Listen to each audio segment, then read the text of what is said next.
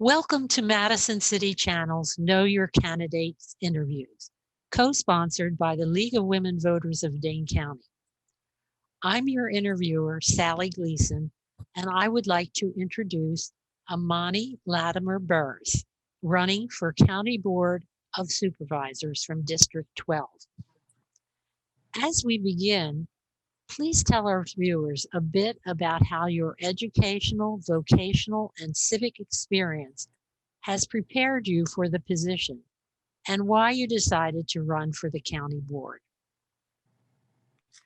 Sure. So I'll start with the second question first. Why I decided to run for county board is I had run for Wisconsin State Senate in a 7-way primary. And it was, exciting, and it was a lot of work. It was difficult, but one of the things that I saw out there talking to so many people is we are going through an extremely difficult time right now. And so our lives are at stake. And so I think I can make the difference in that. With my background, it's so varied, but I think that is a benefit for this position because not only my educational experience, I will have a degree in communications, but my 15,000 hours in advocacy in homeowner protection and eviction defense and consumer protection, my work at the Wisconsin Democratic Party as an organizer out in the field, and they dropped me into an area, Waukesha, where I didn't know anybody. And by the time I left, I had reached out to everybody that I could possibly do. And now as working in the Wisconsin State Senate, I back up Senator Lena Taylor, and people say, "What do you do, Amani?" I do whatever Miss Lena wants me to do, Senator Taylor wants me to do, because there's so much work to be done. And we're at a crossroads here, not only in Dane County, but also statewide. We've got to make the difference. I feel like I can make the difference. Okay, what issue or issues have you identified as being of primary concern to the residents of your district, and how would you approach them? So that's the interesting question. I feel overall, the issues that I care about are the issues that affect you, that affect me, that affect us. So that's whether it's the clean water, we have the PFAS and the F-35 that adds into the PFAS problem that affects our water, and it creates noise pollution. We're concerned about the wetlands. We're concerned about the jail. We're concerned about how are we going to put food on the table? How are we going to stay in our homes? How are we going to, make sure that our kids are learning and have an opportunity to thrive and survive? My mom, Malele Chikasa Anana, who they just named a school after yesterday, I saw a whole new set of problems with her that needs to be solved. And that is, what about aging? What do you do? If she had not had us, her family, to back her up, and she did okay in life, but if she didn't have us to back her up, how do we make it? So I think COVID-19 has brought that to the forefront. And so the issues that I care about are the issues about people. It doesn't matter if it's economics, if it's racial justice, social justice, if it's the environment, it doesn't matter. We need to get to work on these things, continue the work, and go deep. We need to ask difficult questions and have difficult conversations, and I'm ready to do that. Sheriff David Mahoney has announced his retirement. What are the primary assets you think a new sheriff should have? What are the major questions facing a new sheriff? Well, I know Sheriff Mahoney. I have met him in the course of my career. My father is friends with his father, of all things. And I know that he's a good person, and he's concerned about things. Obviously, the jail is on everybody's mind in District 12. And I don't think it's a simple solution. People want to live in taglines. They want to live in, statements that are real general, but do not go into the issues and solve the issues that need to be solved. And I don't know everything. I don't have any every answer, but I do know that I've had an up and close personal look at the criminal justice system, not only at work, where that is one of Senator Taylor's top issues, but also because my brother has been in and out of the system for 40 years. And the system was never able, still yet, to address his drug addiction, to address his mental health issue, to address the way that he was perceived as a person in Dane County, you know, by his skin color.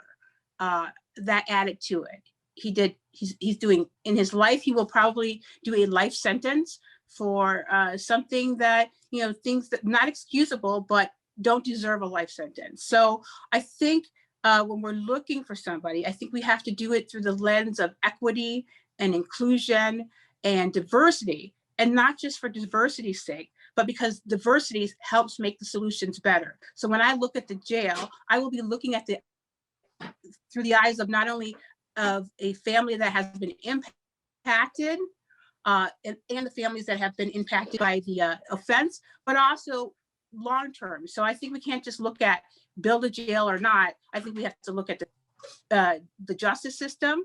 I think that we have to look at policing, and then we have to look at the physical building.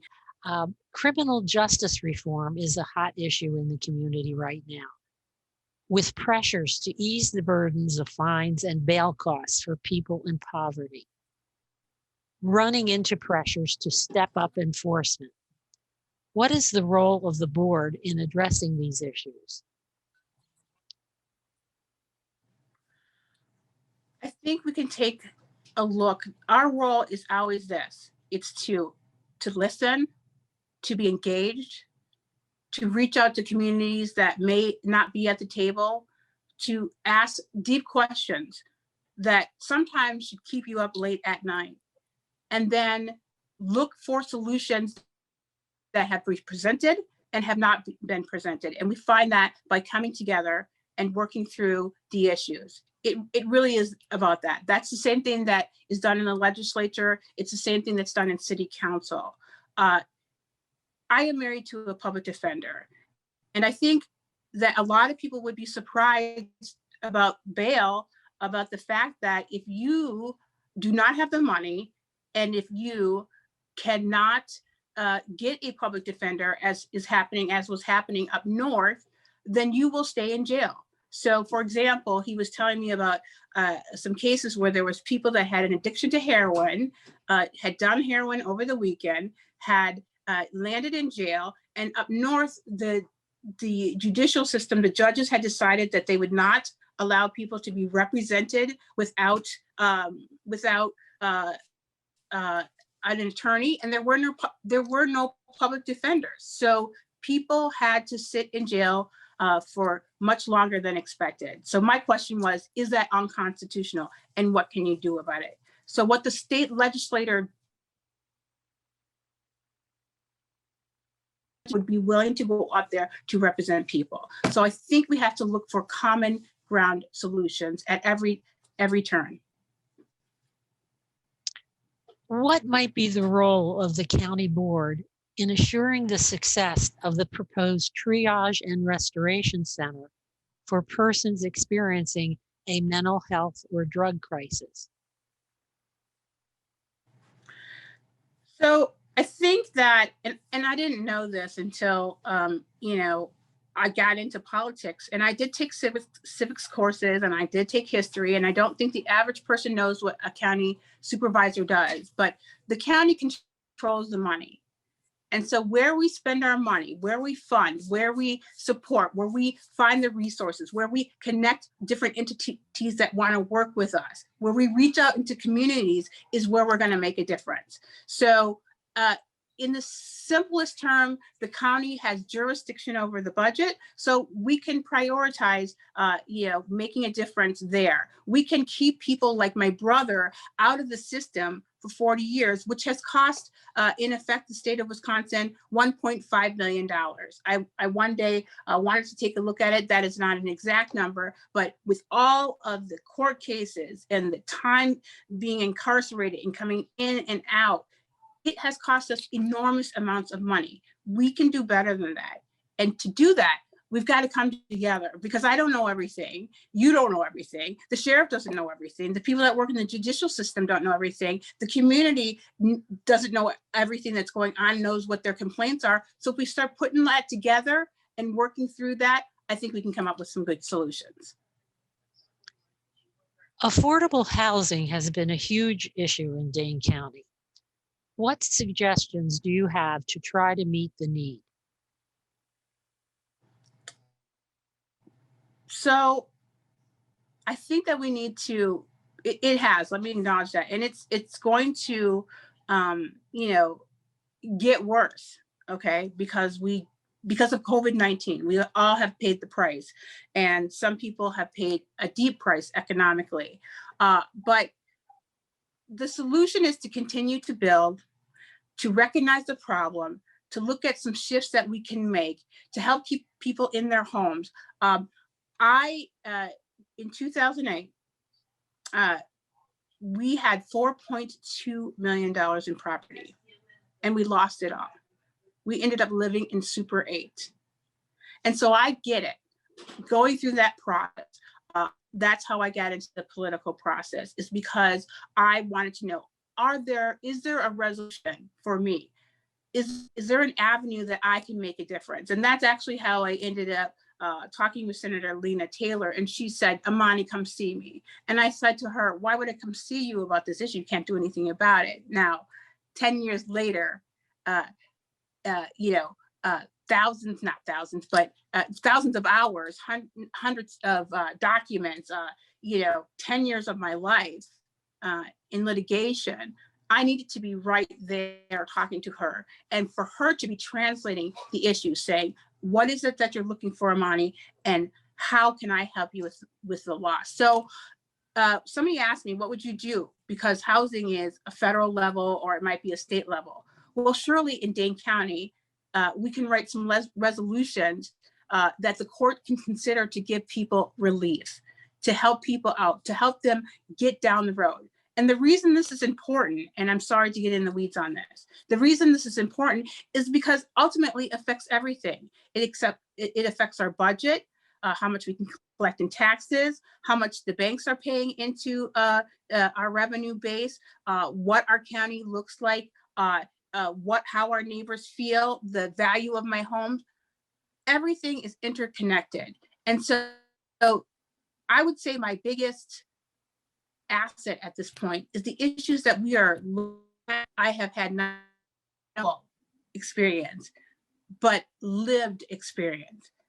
And when I saw the other side, I said, when I get through this, I'm going to go after it. I'm going to get into politics and make a difference, because Senator Taylor was right. This is where I needed to be. I just didn't know it.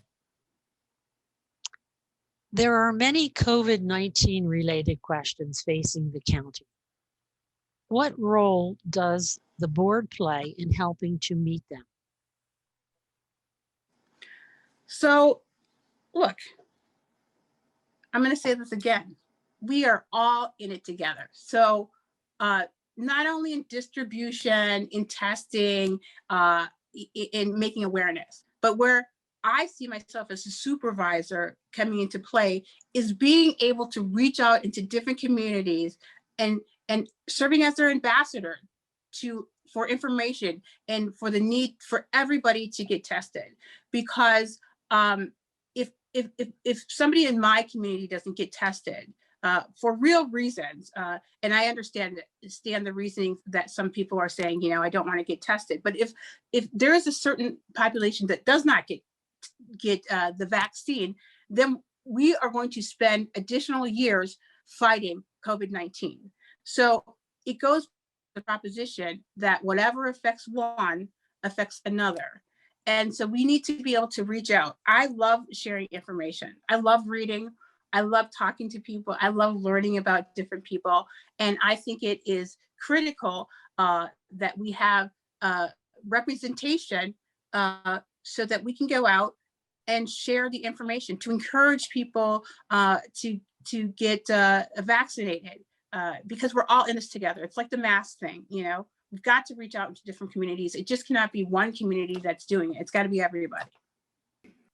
What would you like to say to the viewing audience as we complete this interview?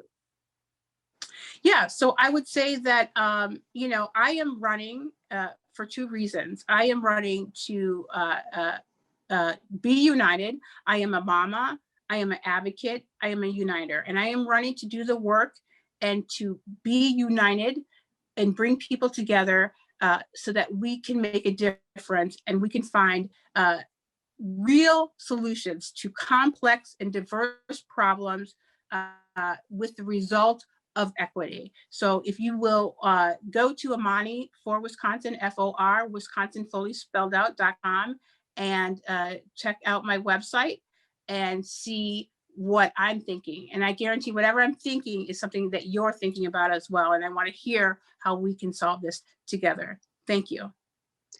I want to thank Amani Latimar Burris for speaking with us and the viewing audience for taking the time to know your candidates. As with every election, please vote. On behalf of the Madison City Channel and the League of Women Voters of Dane County, I thank you for joining us.